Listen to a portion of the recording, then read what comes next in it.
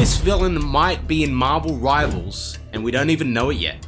Hail Hydra. Today, I'm going to predict what Red Skull, that's right, Red Skull is going to look like in Marvel Rivals using the horrific clues that they've already given us. It's going to be a treat.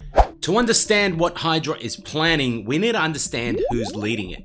This brings us to what we've been drip-fed throughout Marvel Rivals. In the map Hell's Heaven, we've been given a few clues as to how I personally think this Red Skull should look, and most likely will look. First, the obvious one, we have the logo. Reminiscent of the old Lovecraftian god Cthulhu. There are a bunch of other decorations within this map that tell us that this is an old god that they are trying to summon. The biggest clue is the tendrils that come out of the door when you've captured the control point, and also when you win the match and Bucky opens up the doorway and there's a giant eyeball inside. So we've got all those context clues, along with Bucky's arm, which has a sort of tendril situation going on with all the mechanisms. So we've collected all that. Now, what are we doing? With all that information, I have come up with a design, a backstory, and some moves for this Red Skull. That's right. I think this Red Skull should be a playable character. So let's get into his bio and what I think is going to happen. Red Skull, also known as Johann Schmidt, has been trying to communicate with the old gods. He was successful. And now, after completing a ritual, his devotion was rewarded and cursed. Now mutated, he has tendrils running down his face in an elegant beard-like fashion. He has the ability to summon tentacles out of his acolyte robes. Not only that, but he has been granted the power of madness, meaning he can create illusions at will and drive anyone insane just with a look. This is what we're basing the character on. Let's go to the character breakdown. So after that lore rewrite or writing him into Marvel Rivals, we now have the initial design. So I had to do the lore breakdown first before showing the design, because this is probably the most outlandish design I've done so far for a character. We have Cthulhu cult leader Red Skull. So Red Skull has now transformed Hydra into a Cthulhu occult because he has communicated with the old god, and the old god has given him powers. And to translate that into an artwork, I have put tentacles everywhere, right? And not those kind of tentacles. Relax. Okay, these are cool tentacles. All right. So his face, bottom half, is now squid-like. So it's all gonna be like tentacles that move around, and his weapon isn't gonna be like a gun or something that people have predicted. It's gonna be tentacles that shoot out of his hands, and he has the ability to inflict madness on people. So he gets them to see things that don't exist. He gets them to become disorientated. So we're gonna work those two things into the character design. So his face is still red. So his face is gonna be red and the tentacles are gonna be red. And what we're gonna do is we're gonna blend warm and cool colors with the robes that he's wearing. So the runes and stuff are gonna be a bluish tint. There's gonna be a gold trimming around it, and there's gonna be certain parts that are gonna be a warmer color and certain parts that are gonna be a cooler color, just to give it a nice contrast with complementary colors. All right, you guys know the drill for this. This is the usual. I start with the darkest part of the shadow of the face, and slowly, basically it's sculpting. So what you want to do is you want to just sculpt the character out. This one was really fun because I did get to play with textures, especially on his face and the tendrils and the tentacles coming out of his sleeves. So that was a whole lot of fun.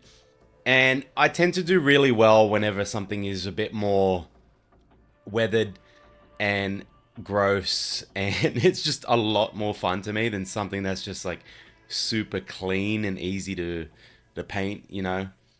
For some reason, I just love the little details that you can add. Also, don't get caught up in too many details. I think that's the main trap that a lot of artists fall under, is that you tend to zoom in and work on too many details. So you got to make sure that it is readable from far, which is why I zoom out at certain stages of the piece.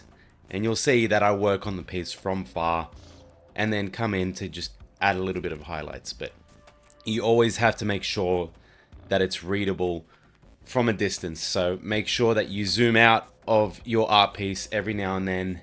And I'm not going to show you too much of the rendering because I want you to see the whole thing. So let's head over to the reveal. Hello again, Jackson. Hello, Rui. How you doing, brother? I am good. I feel good because I thought I lost my Marvel Rivals mojo, but turns out I still got it. Oh, fuck yeah. We haven't done them in a while, so very I was rusty at excited first. to- Yeah. Yeah, the same as me.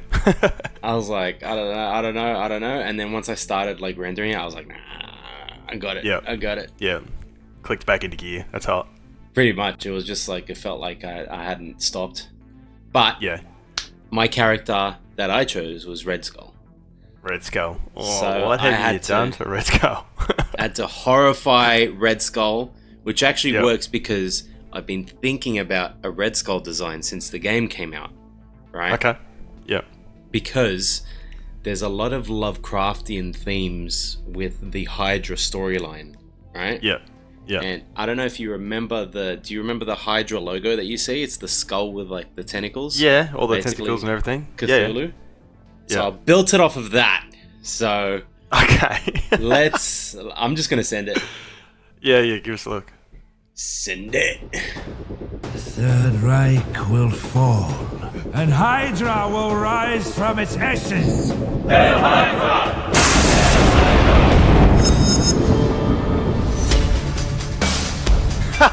Yes. Oh, that's sick.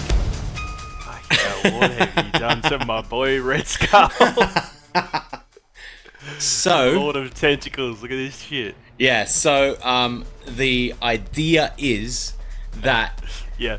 Red Skull did a what's it called? A ritual, trying to Yep. summon the old god. I thought it was Cthulhu, but I don't think it is in the game. I think it might be its own Marvel character. But Oh, okay. Yeah. what happened was that he made a deal with the old god because he wasn't able to actually summon him. He was only able to communicate with him.